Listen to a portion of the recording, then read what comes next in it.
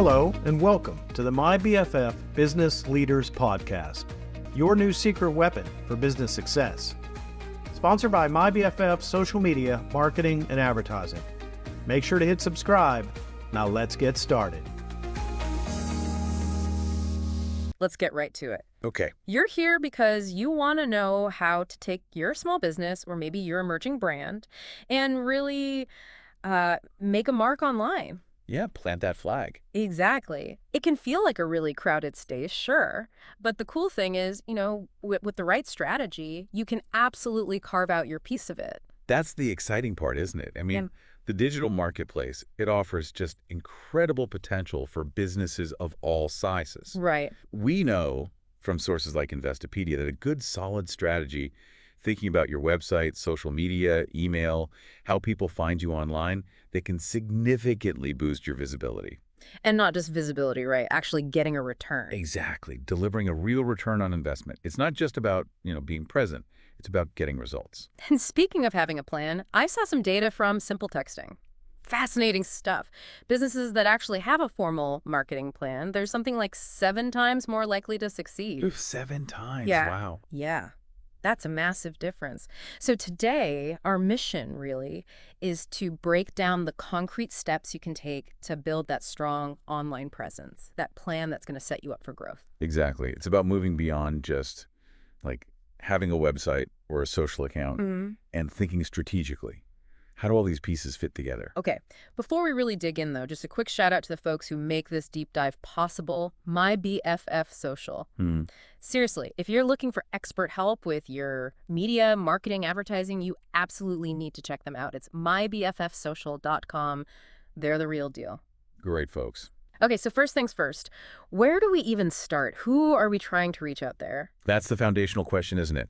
Understanding your audience. Marketing Insider Group really emphasizes this, pinpointing your ideal customers. Not just who they are, but why they buy. Exactly. What drives them? What are their needs, their challenges, their aspirations, their pain points? Right. It's not enough to just say, well, everyone could use my amazing widget. You've got to get specific. So how do businesses actually figure this out?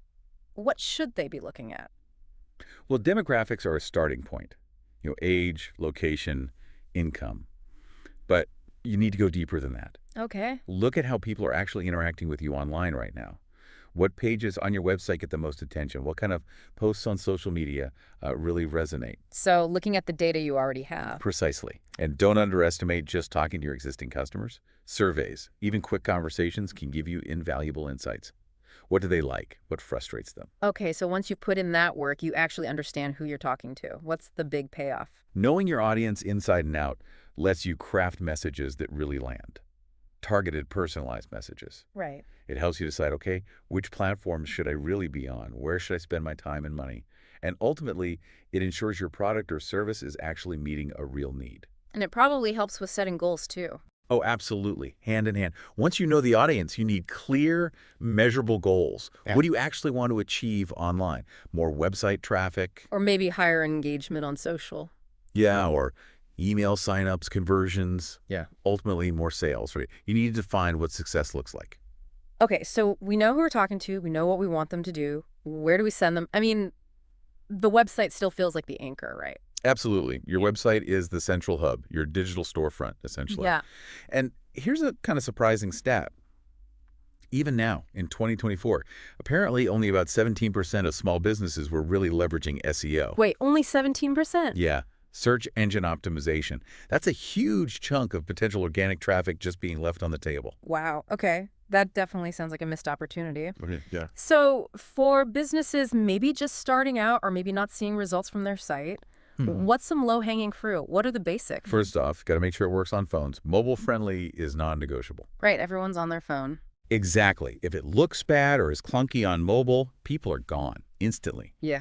It also needs to load fast. Speed is crucial. People just don't wait for slow sites anymore. Zero patience. Zero. And maybe the most basic, but so important. Clear calls to action. Tell people exactly what you want them to do. Don't make them guess. Like shop now or learn more or contact us. Precisely. Make it obvious. Okay, makes sense. Fast, mobile friendly, tells people what to do. Now, this SEO thing, For those of us who aren't like tech wizards, what's the core idea there? At its heart, SEO is about understanding the words and phrases, the key words that your ideal customers are typing into Google or Bing when they're looking for something you offer. Okay. So figuring out what they search for. Yep.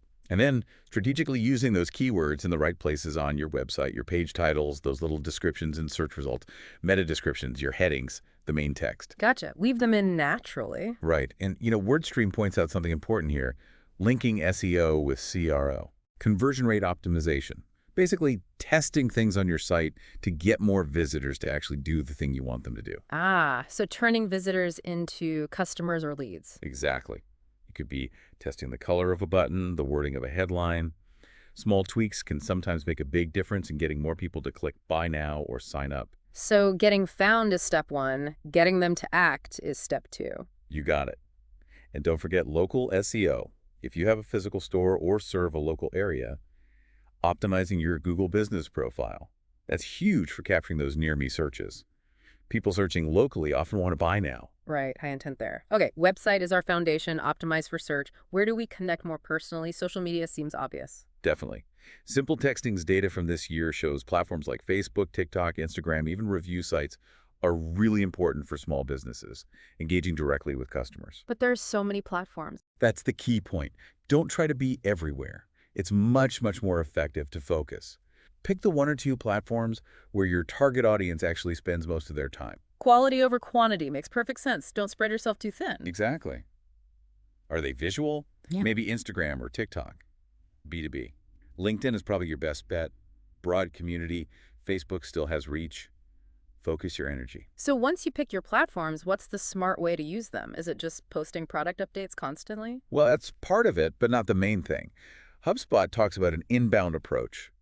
Think about creating content that's genuinely helpful or interesting to your ideal customers. Content that pulls them in rather than pushes a sale. Precisely. How-to videos are great. Behind the scenes looks at your business. People love that authenticity. Success stories from other customers. Content that builds trust and loyalty first. And talking with them, not just at them. Oh, critical. Engage, respond to comments, answer messages quickly, use the platform's analytics, see what posts are getting traction, what bombs, then adjust your strategy based on that data. So offer value, build relationships, listen to the data, not just relentless self-promotion. You nailed it. And that idea of offering value, that leads us straight into content marketing more broadly. Beyond just social posts. Yeah, think blog articles, maybe longer videos, perhaps a podcast like this one, downloadable guides, checklists, things people find useful. Okay. HubSpot's 2024 guide really hammers this home. This kind of inbound content, it helps your SEO, driving organic traffic, and it nurtures potential customers by giving them valuable info. You become a trusted resource. So positioning yourself as the expert, the go-to source in your field. That's the goal. Plan it out, maybe use an editorial calendar, mix it up, educational stuff, inspirational pieces, and yeah, some promotional content too. Yeah. But always think about where the customer is in their buying journey. In storytelling, does that fit in? Hugely important. Share customer testimonials. Write up case studies showing how you solved a problem. Even share your own founder story, your why. It makes your brand human, relatable. Right. Connects on an emotional level. Exactly. And over time, all this content, blog posts, videos, whatever, becomes this amazing library, a valuable asset you can share everywhere. Okay. On your site, social media, in emails. Okay, speaking of emails, email marketing. Is that still, is it still a big deal with everything else going on? Oh, next? absolutely. Don't let anyone tell you email is dead. Yeah. It consistently ranks as one of the highest ROI channels. Really? High ROI. Yeah. The data often shows something like a $36 return for every $1 spent. It's incredible. Wow. Because it's a direct line to people who've opted in to hear from you. You can send personalized messages, new products, special offers, that valuable content we just talked about. SEO.com even ranks it as a top 3 strategy for small businesses heading into 2025. It's definitely not going anywhere. $36 for every dollar.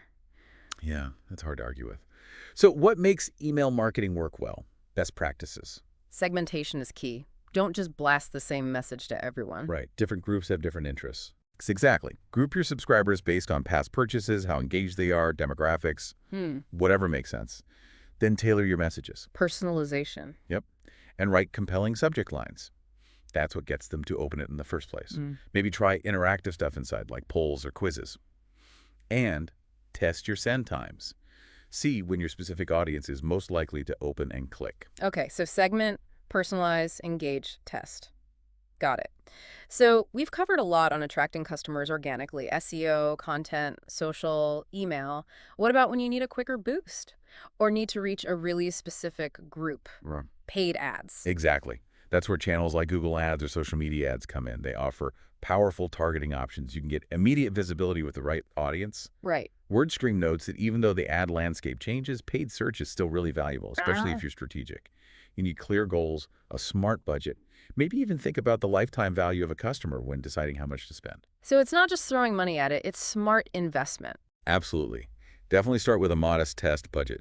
See what works. Test different keywords, different audience segments, different ad visuals or copy. Find out what actually drives results before scaling up. And what about those ads that seem to follow you around? Remarketing. Yeah, that's powerful too. Showing ads specifically to people who visited your site but didn't buy anything yet, it keeps you top of mind. Okay, so monitor everything closely. Constantly. Business Insider stresses this. Keep a close eye on your metrics.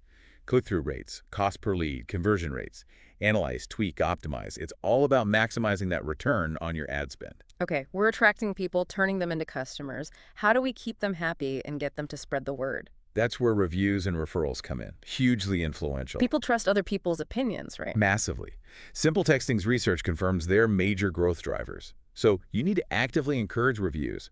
Ask happy customers. Make it easy for them to leave feedback on Google, Facebook, Yelp, wherever makes sense for you. Maybe offer a small incentive. Could work. And crucially, respond to all feedback, good and bad. Show you're listening and you care. That builds trust, even if the feedback isn't glowing. Exactly. Put those good reviews on your website too. Use review widgets. Share customer stories on social media. And think about a referral program. Reward existing customers for bringing in new ones. Amplifies that word of mouth. Fantastic way to do it. Okay, wow. We've covered a ton. Website, SEO, social, content, email, paid ads, reviews. It feels like a lot to juggle. How do you actually know what's working? What's making a difference? Data. Data is everything here. You absolutely need analytics tools. Like Google Analytics. Google Analytics for your website is essential, yes. But also use the insights from your social platforms, your email service provider. They all have dashboards. So tracking performance. Yep. And the Marketing Insider Group really emphasizes setting clear KPIs, key performance indicators. Things like traffic, leads. Right. Website traffic, number of leads generated, conversion rates, maybe even your customer acquisition. How much does it cost you to get a new customer? Track these consistently. Review them monthly at least. See the trends. What's working, what's not. So it's not set it and forget it. It's ongoing. Absolutely not. It's a continuous cycle. Embrace testing too. A/B testing. Trying two different versions of something. Exactly. Test different website headlines, different email subject lines, different ad creatives. See which one performs better. Even small improvements add up significantly over time. Plan, do, check, adjust. That's the loop. Plan your strategy, execute your tactics, measure the results with data, and then optimize your approach based on what you learn. That agile process is key. It keeps your marketing cost-effective and ensures you're actually driving real growth. Combining that smart strategy with diverse tactics and then just constantly refining based on data, that's the recipe. Okay, let's quickly recap the big pieces then. If you want that strong online presence, that business growth, first, deeply understand your ideal customer. Who are they? What do they need? Right. Then build a solid website foundation. Make sure it's fast, mobile-friendly, easy to find via search engines, that SEO piece. Then leverage social media and content marketing. Build relationships, establish your expertise, offer real value. Don't forget email marketing for that direct, personalized connection. High ROI there. And if it fits, use paid advertising strategically, laser focus on targeting and measuring your return. And actively manage your reputation, encourage reviews, handle feedback well, maybe use referrals. And underpinning absolutely everything. Continuous measurement. Use your data, analyze it. Optimize everything you do based on those results. That's the blueprint. It's not a one-time fix, it's an ongoing journey. Always learning, always adapting. Couldn't agree more. Well, that's our deep dive for today. And remember, if you need a hand navigating any of this stuff, strategy, tactics, implementation, seriously, reach out to our sponsor, MyBFF Social. They know their stuff. They really do. You can find them at mybffsocial.com. They are ready to help you build your brand, connect with your audience, and hit those business goals. And as you're thinking about all this, maybe consider this. what's the one key thing we talked about today that you can implement or maybe just improve in your business right now? Just one thing to start with. Yeah. And how could getting that online presence really humming fundamentally change your growth? Great. Food for thought. Fantastic. Until next time, keep exploring and keep growing.